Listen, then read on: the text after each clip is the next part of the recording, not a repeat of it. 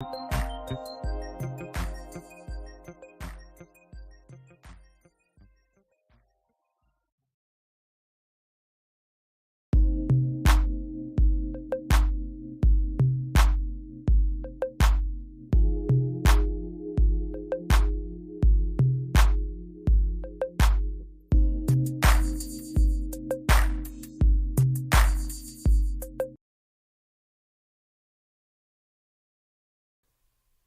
and welcome to COS Indiana Live as we bring you Roundtable.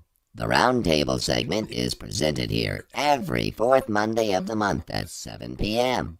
We'll be focusing on education and discussion of the topics and challenges we all face as we use the Constitution to save the Constitution.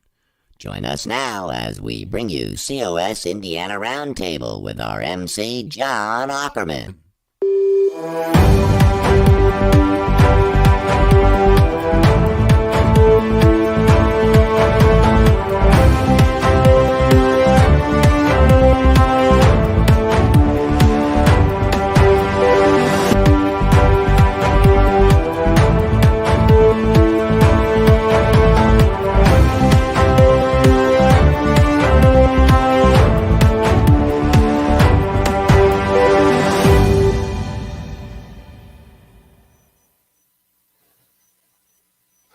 Welcome to COS Indiana Roundtable. I'm your host, John Ackerman. This is broadcast number 163 of Indiana Live. Welcome aboard. Joining me in a few moments will be a few members of our state leadership team, plus a special guest. Our topic will be the weaponizing of federal agencies. The weaponizing of federal agencies. Now, if you have a question about this, you can ask it right now. If you're watching live on Facebook or YouTube, just click the comment button and enter your question.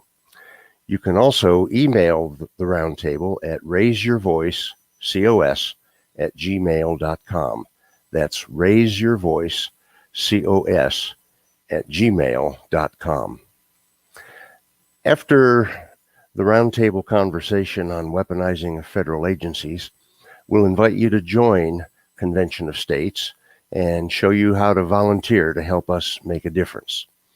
Before bringing the panel on, let me ask you to help us grow the audience by clicking the like and share buttons and by making a comment or asking a question. The Facebook and YouTube algorithms notice viewer responses. They know that something's going on, and then they show it to more of their users. So help us grow our audience by making a comment and by clicking those like and share buttons. And now we welcome our roundtable participants. Joining me first is Ken Kashuba, our state communications coordinator. Hi, Ken. Hi, John. How are you tonight? I am well. Ken, by the way, is the fellow who's going to be posting your comments and questions, as many of them as he can. Also, Dale Tipton. Welcome back to the roundtable, Dale. Good evening, John. Good to have you here. And Rick Lyon, our Indiana events coordinator. Hi, Rick. Hey, John. Good to be here. Glad to see you. All right. Good to see you. Marty Wood, our Indiana legislative liaison. Welcome back, Marty. Thank you. Good evening. Thank you. And Dale Parrish, our state director. Hi, Dale. Hello, John. Good to be with you tonight. And joining our regular panel members is Kelly Beal. Welcome, Kelly. Hi, guys. Thanks, John. Start off by telling us where you're from, okay? Sure. So I live in Liberty, Indiana. So this is on the east side of the state, a little south of Richmond. And I joined Convention of States a few months ago, and I'm serving, helping Marty out as a regional legislative liaison. Okay, thank you very much, and great to have you, you. Joining the roundtable this time. Well, friends, in recent times, we've seen example after example of federal agencies being used as weapons of abuse, oppression, and political attacks. The founders certainly had no intention of this ever happening, and we need some amendments to the Constitution to stop it and to prevent it from ever happening again. In each and every case that we're going to talk about tonight, convention of states has a solution as big as the problem.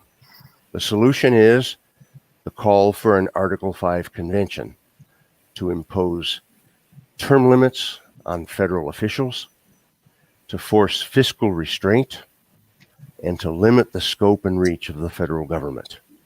Now, that's the solution.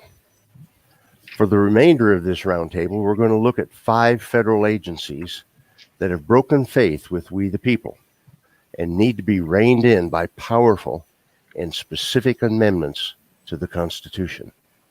The first agency we're going to look at is everybody's best friend, the Internal Revenue Service, the IRS. And Kelly, with you as our special guest this month, I want to give you the first crack at this. What do you have to say about abuses by the Internal Revenue Service in recent months and years?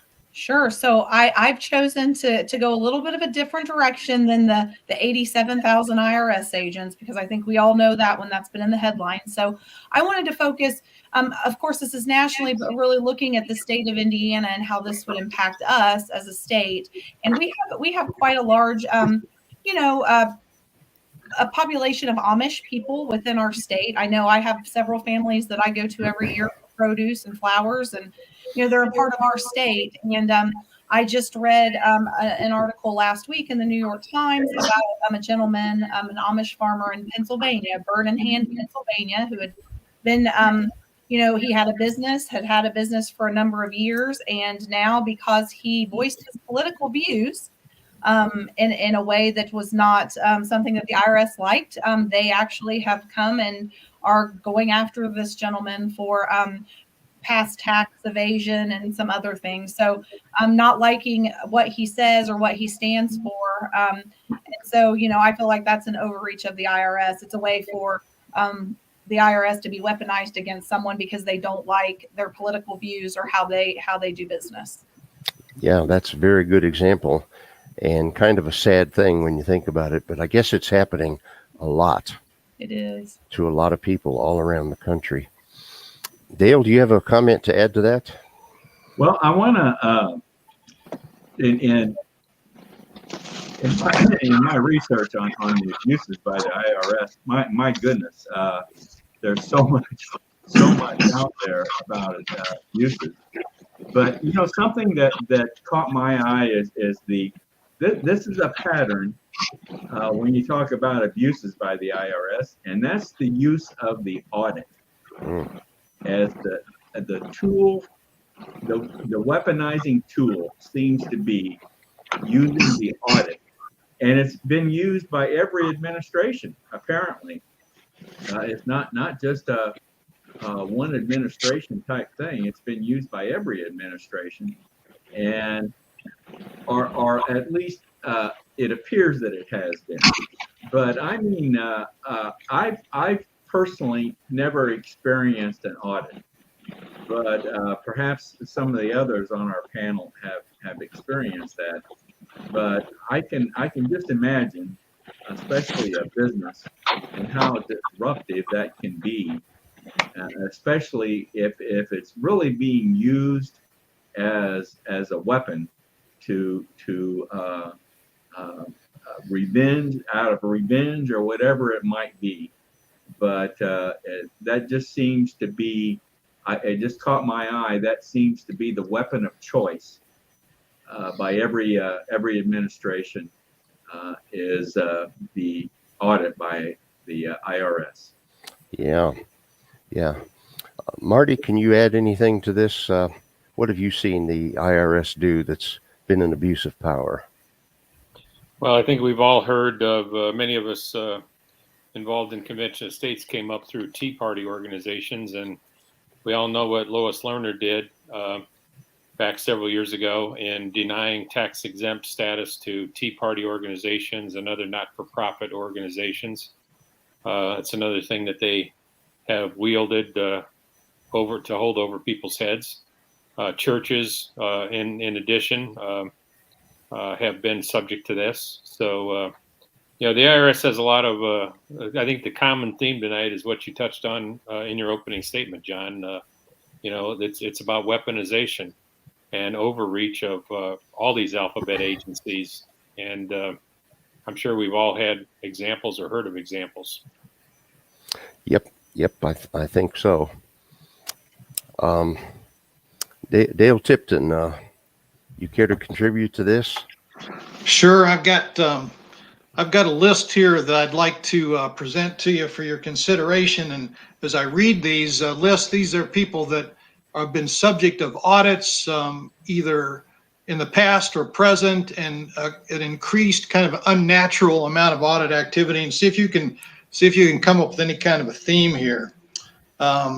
Citizens for a Sound Economy, the Christian Film and Television Commission, the National Rifle Association, the Heritage Foundation, Citizens Against Government Waste, Citizens for Honest Government, the National Review, the American Spectator, the Freedom Alliance, the National Center for Public Policy Research, the American Policy Center, the American COS, the Progress and Freedom Foundation, and last of all, Concerned Women for America.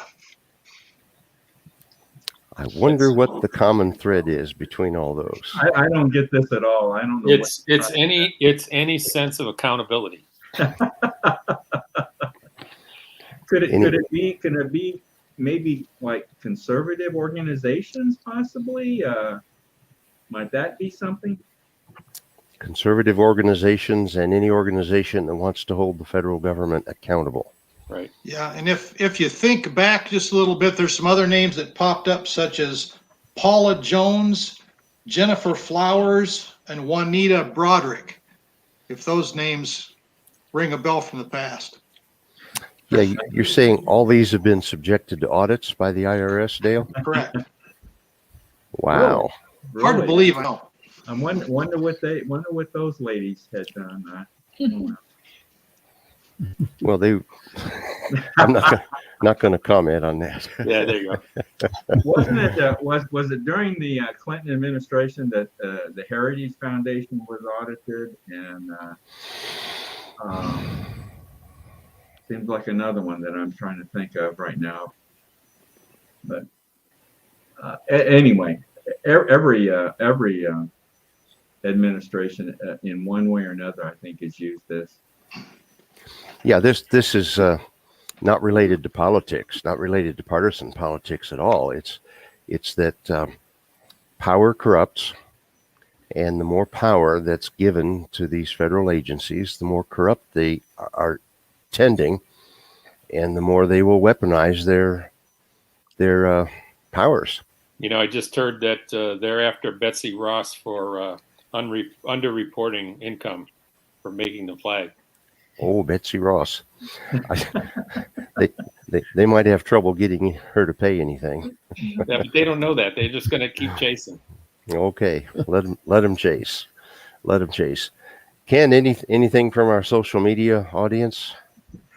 Well, we got a couple of comments and questions. Yeah, one that's not in particular to the IRS, but I'll go ahead and throw this up now so we can comment on it.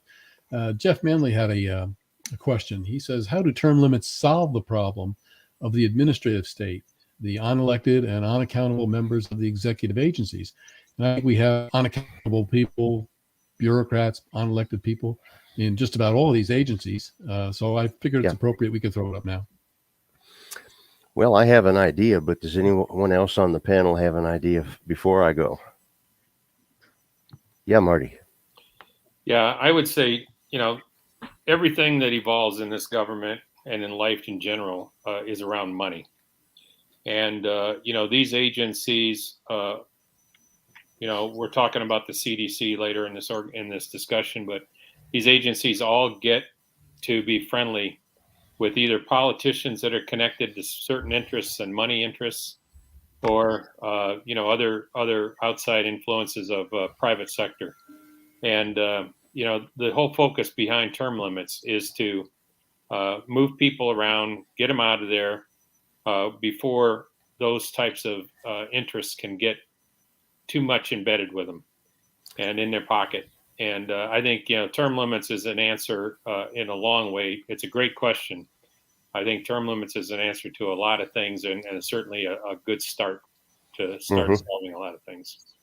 Yeah, I hadn't thought of that. What I thought of is that the Convention of States application mentions term limits for all federal officials. And it doesn't say elected officials, it says all federal officials. And that can be these lifelong employees of these agencies. We can also, if we amend the Constitution, we can make it so you can only work for the federal government for so many years, and then you've got to return to the private sector. So or there's in that position. Yeah. So there's another possible answer to a very good question. Okay, Dale.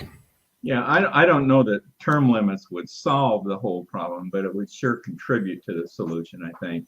And it's just like you pointed out, John. It's all federal officials, so this would be directed toward that administrative state that we talk about so much.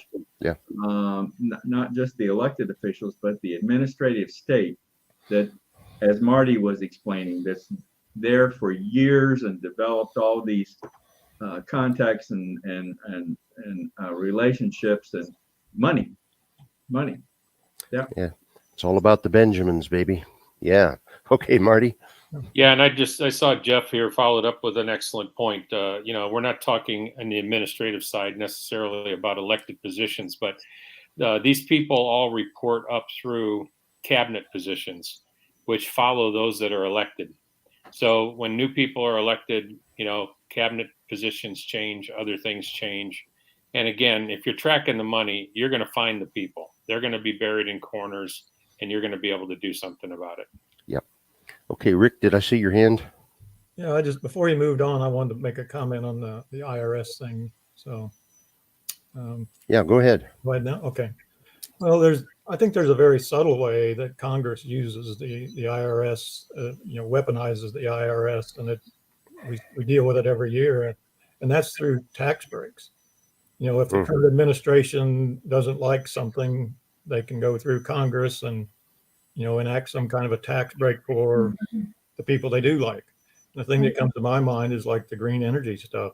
Right. They don't like coal, so they may not directly attack coal, but they'll give tax breaks to their competition, to where somebody who is not competitive with coal can suddenly be competitive because they're subsidized through tax breaks.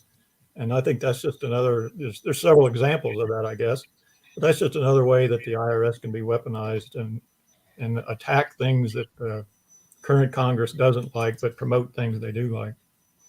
Okay, very good. Let that be the last comment on the IRS, because we got 4 more federal agencies we want to try to get to before the end of our time. So the second one that I want to name tonight is the DOJ, the Department of Justice. And we come back around to our special guest, Kelly, and ask you to go first. What do you have to say about the weaponizing of the DOJ? Sure. So I think that this is probably, in my opinion, one of the biggest areas of federal overreach. It really does go. The Department of Justice tries to get into every part of everyone's life, it seems like these days. And just a few examples that I can think of. Parents as domestic terrorists.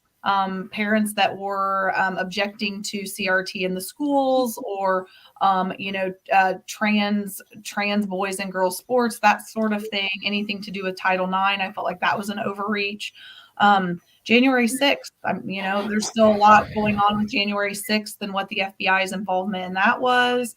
And then, another one that just came to mind as I was thinking about this today is, what's going on right now with the trial of the Michigan kidnapping of Governor Whitmer, and not only the charges and what's happened, but then what happens when the truth comes out and comes to light. What are we finding continuously? That when the truth comes out, their schemes are revealed. It just takes a little bit of time for that to happen. But I would also say that with that, even when the truth is revealed, the DOJ does not do anything about it. So we, Yeah. and I think that's the real problem. If they like you, it's not a problem. And if they don't, they will throw the book at you and lock you away and throw away the key. Mm-hmm. Yeah. Now, the Department of Justice is a cabinet level organization. The Attorney General sits on the president's cabinet, and they get to decide. Well, they do a lot of things, but one of the main things that I'm thinking of that they do is decide which cases to prosecute. And I know there has to be prosecutorial discretion because you don't have enough manpower and woman power to prosecute every charge that comes up. You'd tie the courts up forever and nobody would get anything done. But it seems like the guys in power choose to look the other way when it's their buddies. And like you said, Kelly, so often when the truth finally comes out, nothing ever happens. The truth is acknowledged and, nothing to look at here. Let's just move on, And so that can become a real issue. Dale, what do you have to say? Well, something I found out about that I wasn't aware of under the Department of Justice. We've all heard of the Patriot Act. Oh, yeah. And how that's been utilized. Did Yeah. you know that Patriot is an acronym? I didn't know that. And it stands for what? I just happen to have that in front of me here. Providing appropriate tools required to intercept and obstruct terrorism. Patriot. What a clever spelling. Okay. So that's kind of wide open, isn't it? I mean, that how could anyone be opposed to that, huh? Wasn't it the Patriot Act that was used against the parents Yes. on their Yes, opposition to CRT? Yes, it was. Yes, it was. Yeah. So intercept and obstruct terrorism. So another tool for weaponization. Wow. Yeah, I wasn't aware of that it's an acronym. I always wondered where that name came from. Yeah, I just kind of thought it meant American patriots. Yeah. And it was a response to the 9/11 attacks. The other Dale, Tipton. I was trying to think how far back it was that we heard the term two-tiered justice system. Mm. It goes back a good long while now, but if you think about it, the Department of Justice is really responsible for the fact that there is a two-tiered justice system, that there are groups of people who are virtually exempt from being charged with criminal activity, while there are others that have a corresponding much higher likelihood of being charged if they're involved in something. Mm-hmm. So that's an extremely powerful position to be in, as was mentioned before, because they do control. Merrick Garland is the chief law enforcement officer in the United States, and pretty much whatever he says amongst federal agencies is the rule. And so he can pick and choose, cherry pick, if you will, cases that go forward to send whatever the appropriate message is that the administration might like him to send. So that's very powerful. Yeah. Okay, Marty, what do you have? Marty, you're muted.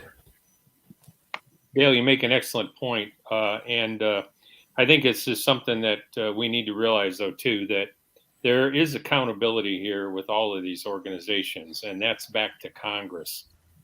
Their response to Congress can hold them accountable. They can question, where they're at on certain things. And they don't have any enmity to Congress, but they seem to exercise it all the time. So, that begs the question, how do we solve that problem? Mm-hmm. Yep. Now, okay, Rick. Yeah, I think there's a couple other ways that the Department of Justice is weaponized, and and it's more the lack of what they're doing, the lack of enforcing laws that I think, that by not enforcing the laws or allowing the laws to be enforced, then it's pushing a lot of us, it's pushing we, the people, back into our homes and trying to shut us up, keep us quiet, and that sort of thing. So we live our lives in fear of, the criminal element out there and those sort of things. And so I think that's one way that they kind of try to keep us quiet.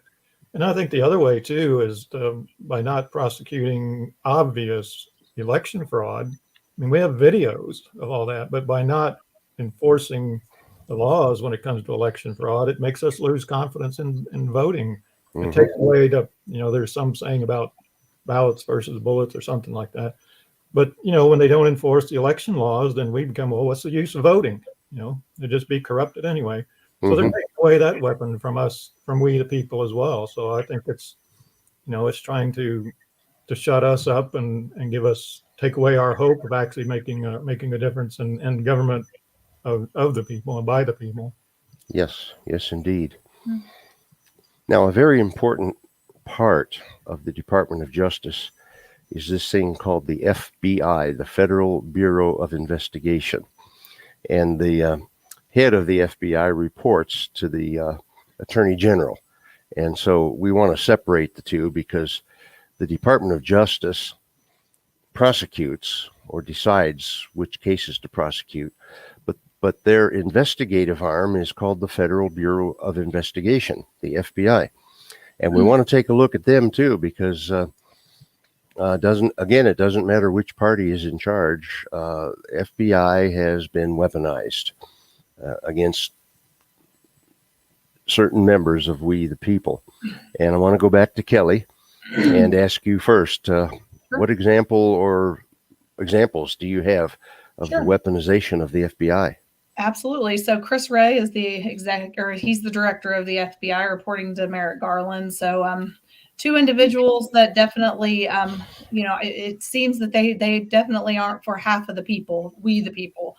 So I thought with the FBI, I really wanted to focus on, or at least bring to this discussion, the FBI's, I would say, collusion or partnership collaboration with big tech.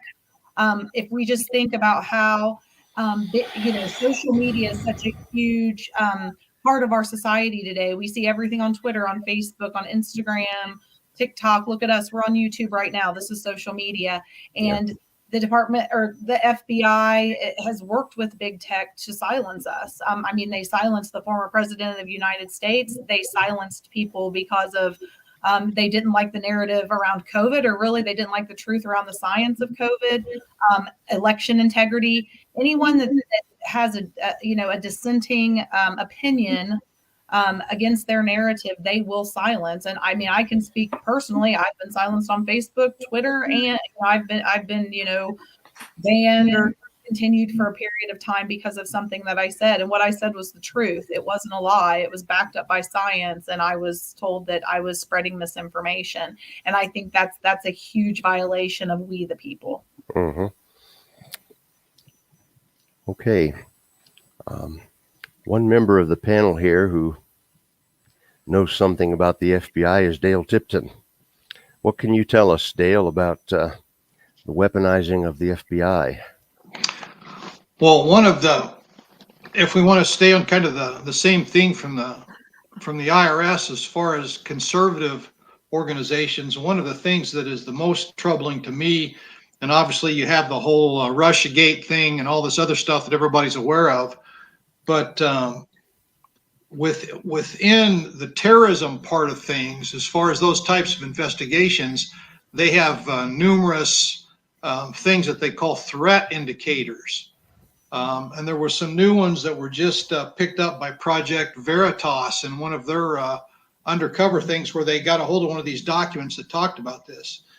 And it's problematic in that today, in today's FBI and in today's Department of Justice, because those two work very closely together in this, the things that lead those folks together to think about what could be a potential problem for the United States of America, they're linking prominently to the time of the Revolutionary War. And so those of us that are very strong promoters of the Constitution and the Second Amendment and all those kind of things, we are likely a threat to the existing government. If you display, somebody mentioned, I think the Betsy Ross flag. If you fly the Gadsden flag, which is the coiled timber rattlesnake that says "Don't tread on me," that was popular back whenever they were dissenting from the King of England.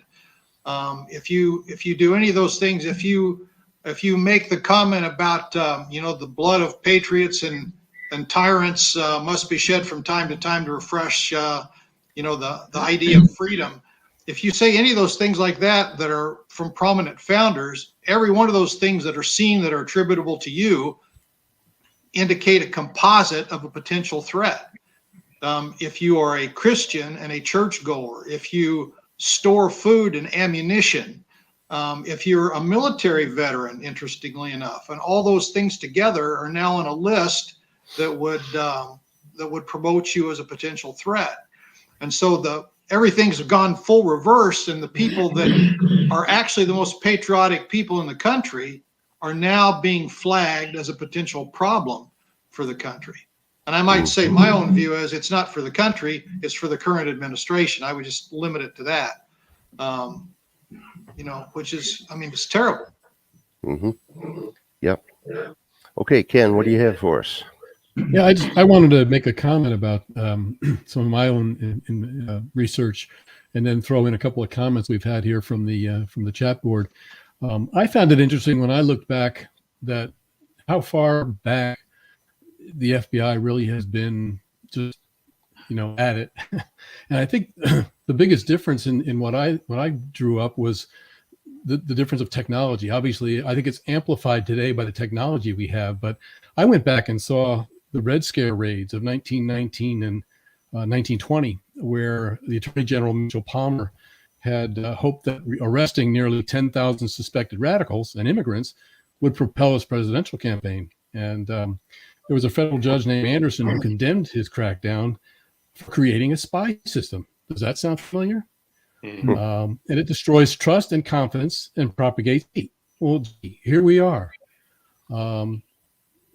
Destroying trust, confidence, division, propagating hate, and it's all, I think, amplified now by our obviously our technology, our social media that they never had back then, and it's just to me, I found that really interesting to find that as far back as that point, things were involved, and the FBI was involved in those type of things. We had a couple of comments. I just wanted to throw this one up. This was again by Jeff Manley, who commented that much of the problem is the lack of separation of powers the founders had created. The progressives believed that to be too inefficient and tended to break this rule. So the DJ and the FBI is but one example. I thought that was an interesting comment. And let's see, I had more here, which kind of was talking about what I was just talking about. And that's Andrew Thomas has said the FBI has been corrupt since it was founded. It needs to be dissolved, and all the leadership should be blacklisted from working in government or law enforcement again in the future. So it's just a couple of comments from the people in the chat room. Okay, Marty, I see your hand. Yeah, the FBI was started in 1908 by Teddy Roosevelt's Justice Department at the time. They didn't have any real investigative capacity. And, as Ken just mentioned, very early, they got in the middle of a lot of politically motivated things. And this really ramped up with Hoover as the first director when he came in. And, you pick up any book on Hoover and you find out about all the corruption. And, this has just been, I think, a ship that's had corruption at the helm from day one. Any adversarial, either political adversary or fiscal adversary that Hoover ran into, he would start to investigate them and use the power of the FBI to track them down. And when Mark Meckler came out with the End the FBI, I had to do some soul searching on this, but because I got friends that are in the FBI or were in the FBI, and it's certainly not everybody, but it's leadership that sets a tone for how the organization runs. And it seems like there's been such corruption at the helm of the FBI from day one that, it's just become part of its history. And it's unfortunate, but because, what are you going to do? You do need investigators. And there's a lot of other agencies out there that can do that. But personally, I became all in on the FBI. Okay. And Dale Parrish. I wanted to tag on a little bit to what Marty was saying. It's my understanding that the FBI was created to address interstate crime, not intra-state crime. Right. The crime within the state was supposed to be left up to the state to handle. But of course now the FBI is into anything and everything under the sun. So I don't think that was the intention of it, of the creation of the department. But Marty mentioned inthefbi.com. Now this is Convention of States has just come out with this, that as an organization we are calling to end the FBI.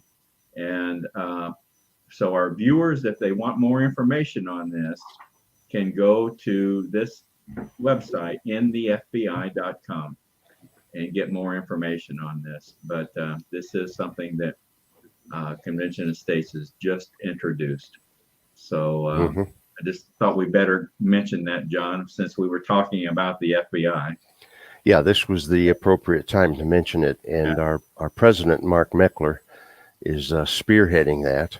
Yes. And if you do go to that website, you can get not only information, but you can sign up, and it'll automatically send messages to all of your legislators. And what I understand Mark Meckler is really calling for is cutting off their funding, which would effectively just deep six them. They couldn't do anything without funding, and those functions would have to be farmed out to other federal agencies. So Ken, what you got for us, Ken? Got two more comments. One that addresses just what you're talking about was the funding. We have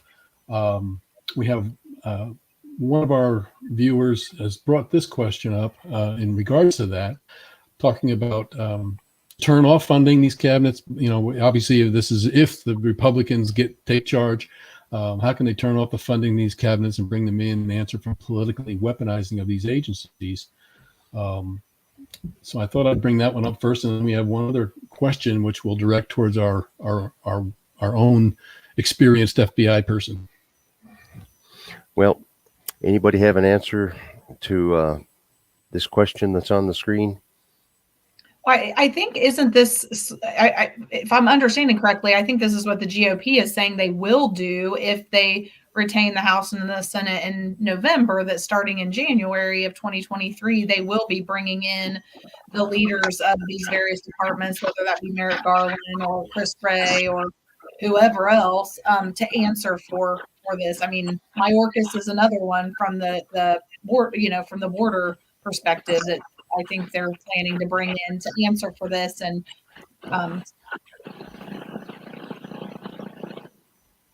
okay, and all funding bills start in the House of Representatives. And so if the GOP takes control of the House, they can just not include funding for these agencies. Yep. Okay, Ken, what's the question that's... I had a question from our old reliable Susan Lyon. She's directing this towards Dale Tipton, obviously with his experience as an FBI agent. But we've been talking about disbanding or getting rid of the FBI. Susan wanted to know if there's any way it can be reformed and what that would look like. So it's a good question. Reform, disintegrate.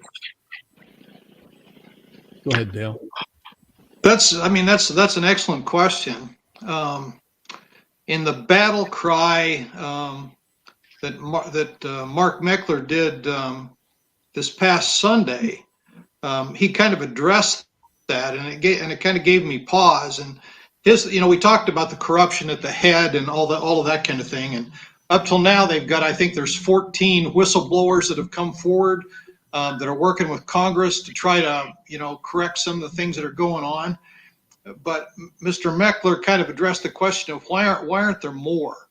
It would make, in his mind, and I kind of agree with him, if 100, 200, 300, 1,000 good-hearted FBI agents who have sworn to uphold and defend the Constitution, if they were to write a letter saying we're absolutely opposed to what's going on here and what our agency is being used for, and lay out some examples, that would give some huge credence to the idea that there's still a heart and there's still value and there's still independence within the FBI that we could rebuild from. So far, we haven't seen that. Okay, Marty. Yeah, and I would answer, this is part of my soul searching, I guess, but I would answer that too, that these are cabinet level positions. The Attorney General is on the cabinet for the president. The president appoints their cabinet. So, right away, there's a sense that they're going to do the president's bidding. But they've all taken the oath to support and uphold the Constitution of the United States. Wouldn't it be a novel thing for the Attorney General to look at the president and say, Mr. Biden, you can't do that, But does it happen? Can it happen? Will it happen? There's been no history of that happening. And so, and that, I think it applies to, most of these agencies, especially those at the cabinet level. Mm-hmm. It is definitely a thorny problem. Kelly, were you raising your hand or? No, I was itching my nose. Okay. All right. Well, sorry. That'll be fine. Well, let that be the conclusion of our conversation on the FBI. We'll take a little break here and we'll be right back after this message from the Lion Truth.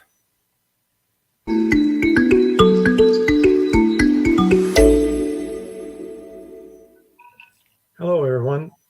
My name is Rick Lyon, and tonight I'd like to talk to you about law and order. People cannot live together in peace without complying to laws, rules, and regulations. Laws are the rules of the game in our struggle for life, liberty, and the pursuit of happiness. Freedom is the gift of civilization made possible by the enforcement of law. Without laws and the fair but certain enforcement of them, there can be no civilization.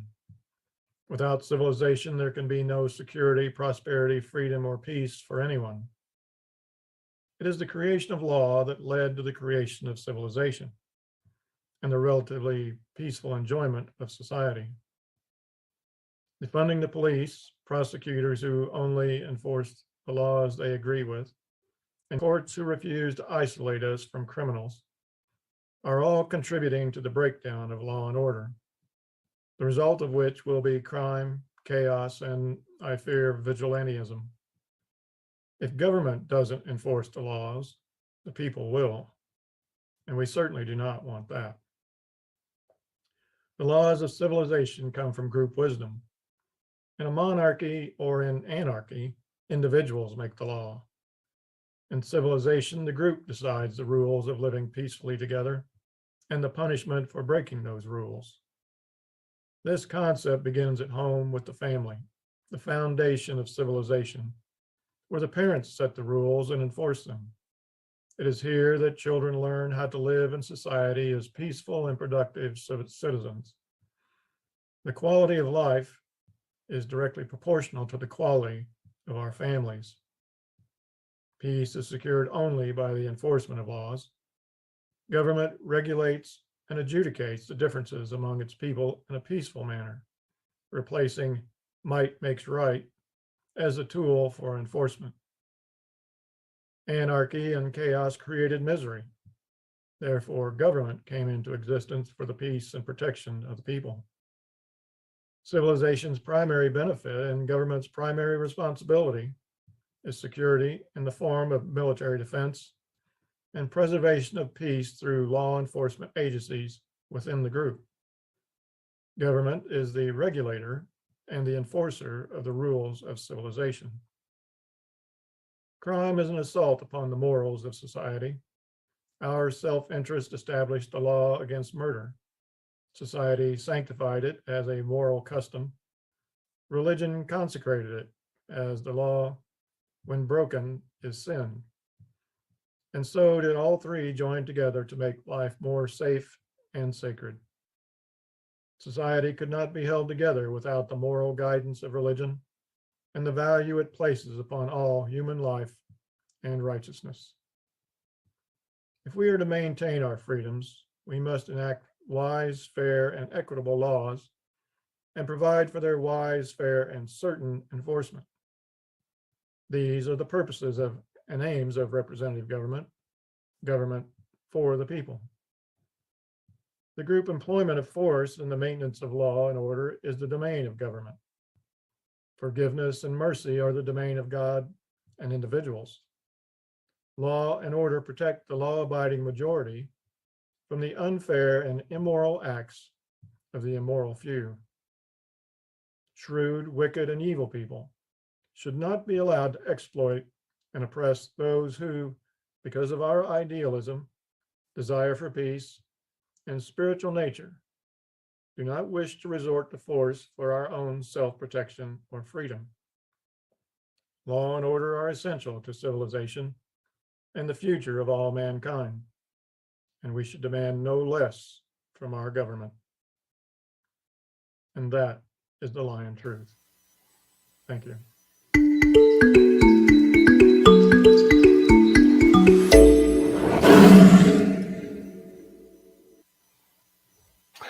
Welcome back to the Roundtable. We've been exploring the weaponizing of federal agencies, and we've talked about abuses at the IRS, the DOJ, and the FBI. And now we're going to go to the next in the alphabet soup, the CDC, the Centers for Disease Control, which is once again in the news because their director announced the other day that they got it all wrong during COVID. Imagine that. Kelly, what do you have to say about it? I think you'll have to unmute yourself. Oh, I can hear you now. Hear me now? Okay. Yeah. I was just going to say, the CDC is probably the most disappointing agency to me as a nurse. That, the CDC was looked at as a source of truth, and what I have seen over the last 2 years is that they are the source of untruth, and they do not follow science. They follow propaganda. They follow what they follow. I'm not really even sure what they follow. It really boggles my mind. But when I look at the overreach piece, they were mandating masks and mandating testing and medications that didn't work. And science showed that it's like everything in healthcare just went out the door and science didn't exist anymore. And it's really scary to think that this can happen. And even now that the CDC's come out and said, yep, we were wrong about everything.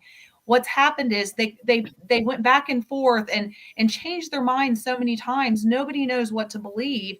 And in progressive states like California and New York, you still have schools calling the police when students show up without masks for school. That just happened this week.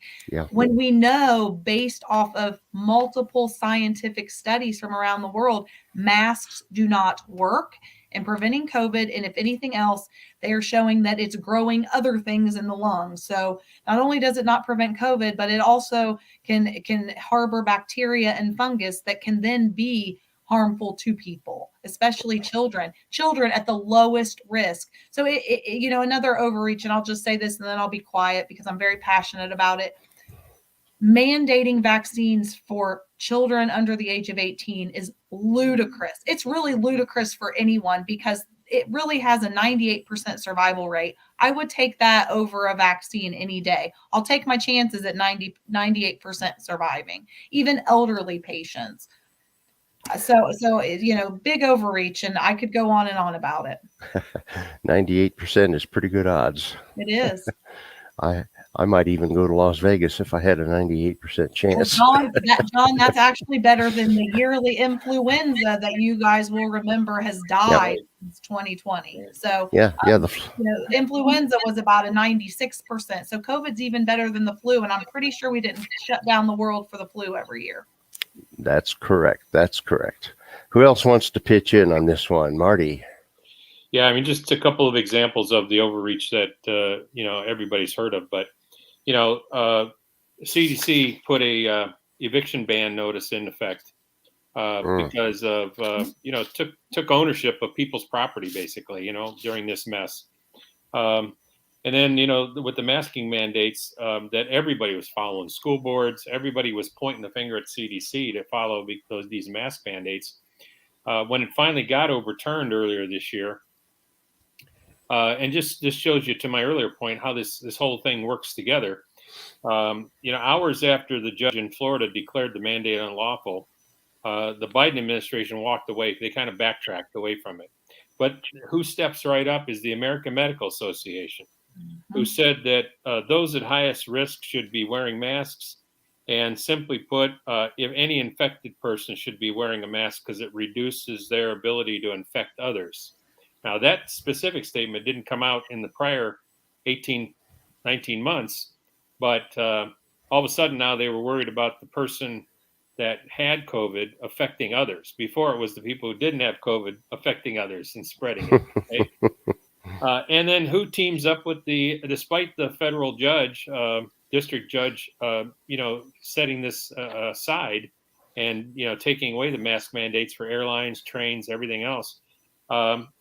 The Justice Department comes in and supports the AMA's position and is still out there suggesting that people should be wearing masks, and that even suggested that the judiciary was not within their rights they had no legal authority to issue that ruling. And if they wanted to get to legal authority, it should have been all constitutional authority, where none of that met constitutional authority, right? But this just shows you how these groups can support each other. The Justice Department to the AMA, back to the judicial branch. It's a mess. And then nobody takes ownership because, so it's like this all the time. Yes. He said, she said, and we're left as people trying to live our lives, we're left trying to figure it out. And there's just been so many lies and misrepresentations. And don't forget, if you're an illegal immigrant crossing the border, no worries for you, no masks, no vaccines, nothing. It's complete hypocrisy. Yep. Yeah. Okay. Dale Tipton, unmute yourself, please. So I want to throw out something from a completely different direction than the normal things that we think about. Subsequent to COVID, an investigative news agency using a Freedom of Information request obtained information that indicated the Centers for Disease Control spent $420,000 of taxpayer money to track tens of thousands of citizens during the lockdown.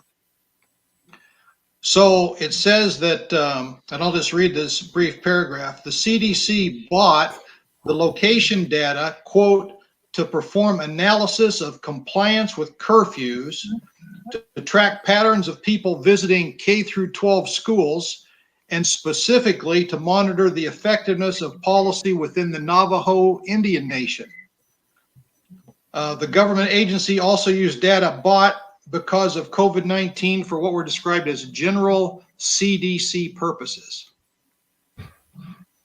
And although the data was supposed to be anonymous, various researchers believe that once you have the data in your hand, that you can manipulate it to identify various specific individuals.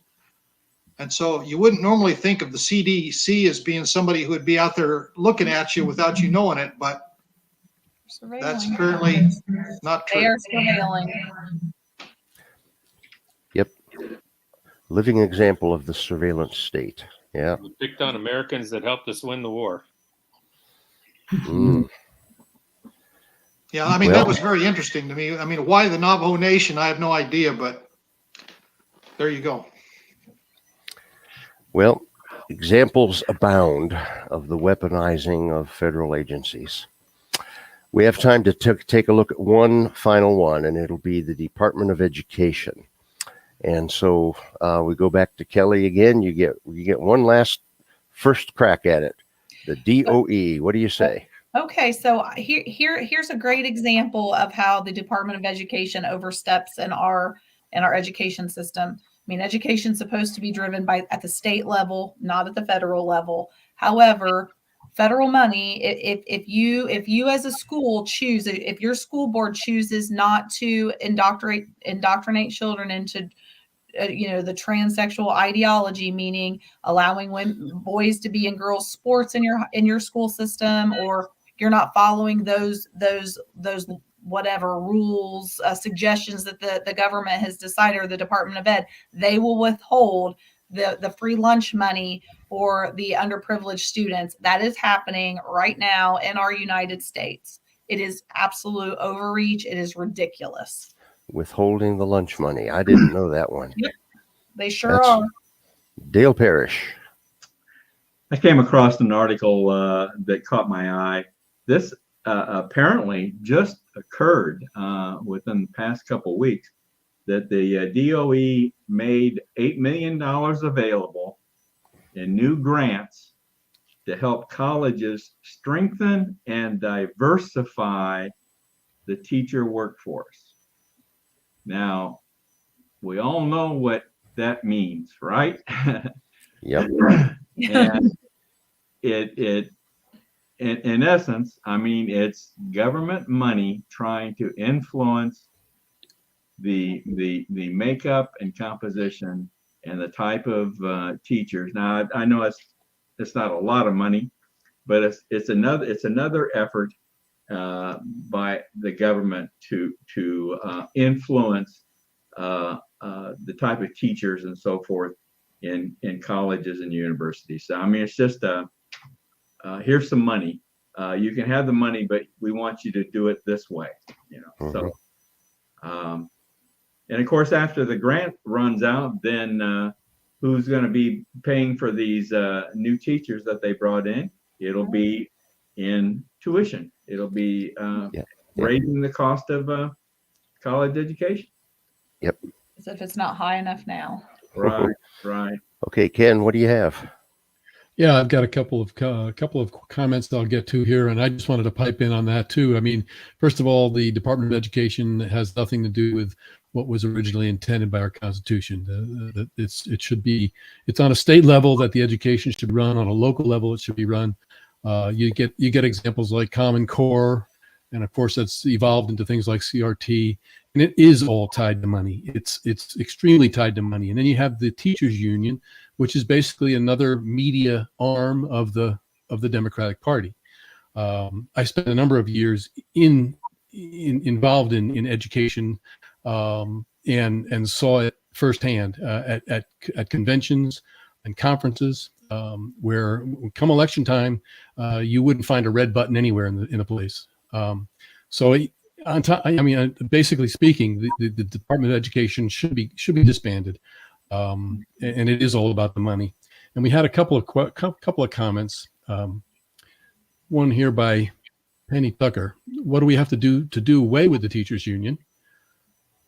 And let's see. And I had one more. I'm going to throw these both up so I know we're getting short on time, but I'm going to run this up to withholding lunch money. And Rich, you want to know if that's happening here in Indiana? I don't know if anybody knows anything about it, but I'm sure it probably is. Not that I know of. Not that I know of, but I know that I know that it's happening right now in Michigan, because that's where I read the article from. Yeah, well, where it will occur, if it occurs, is in any federally funded schools, and the federal money has drifted all the way down through our local school districts, all the way down to K to 12.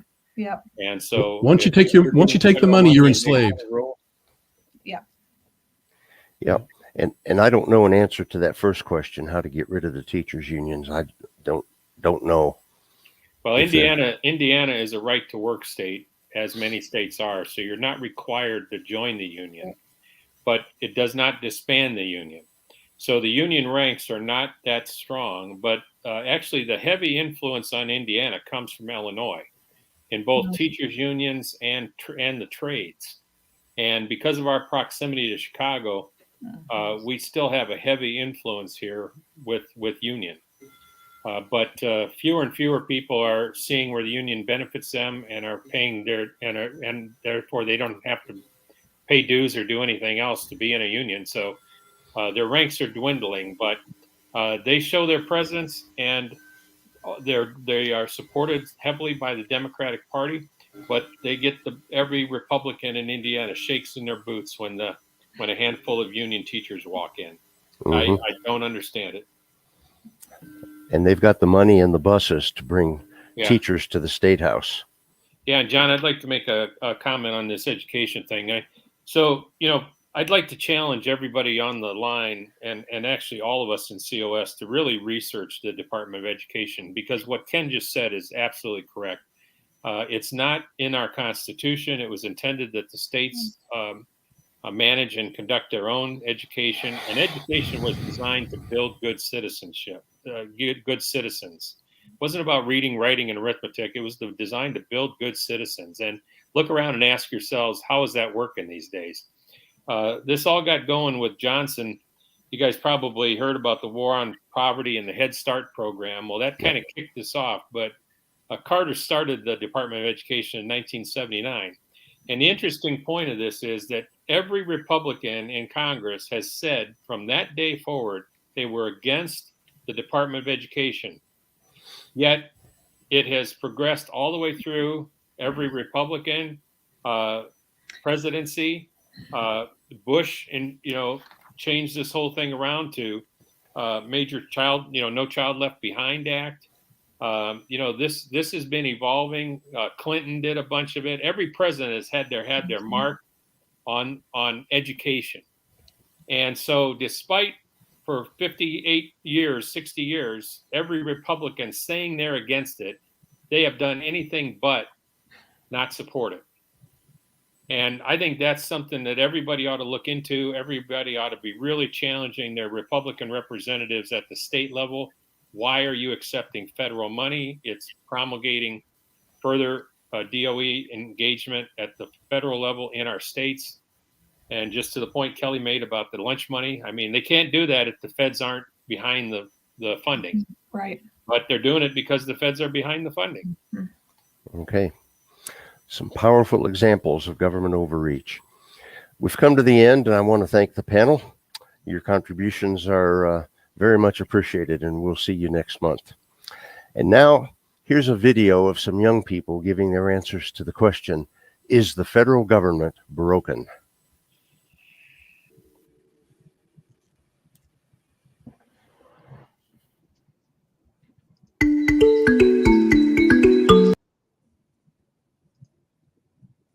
Sorry, wrong video.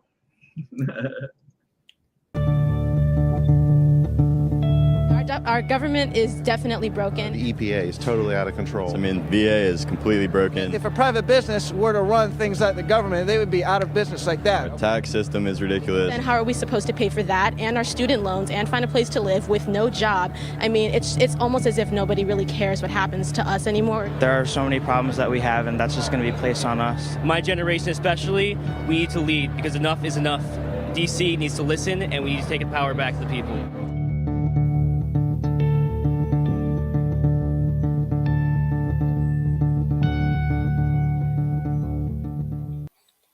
And so the solution, as I said almost an hour ago, is for you to join Convention of States. I invite you to do that right now by visiting conventionofstates.com.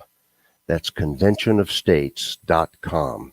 There you can join by signing the petition. And if you really want to make a difference, click Take Action on that menu bar at the top of the screen, and then you'll be taken to this page where you can click Become a Leader. When you do that, you'll see some leadership positions that we need all up and down the organization. And you can apply for a leadership position right on that page.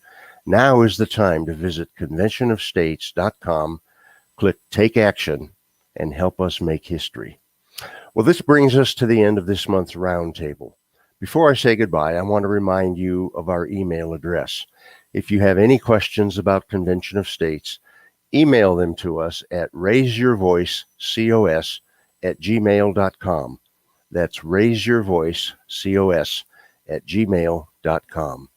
Be sure to tune in next Monday, August 29th at 7 p.m. for our weekly COS Indiana Live broadcast. Our special guest will be Lisa Phillips, our Regional Events Coordinator, Lisa Phillips, on COS Indiana Live next Monday night. And our next roundtable will be on the fourth Monday of September. That'll be September the 26th at 7 p.m. Eastern. I'm John Ackerman for COS Indiana Roundtable. Good night.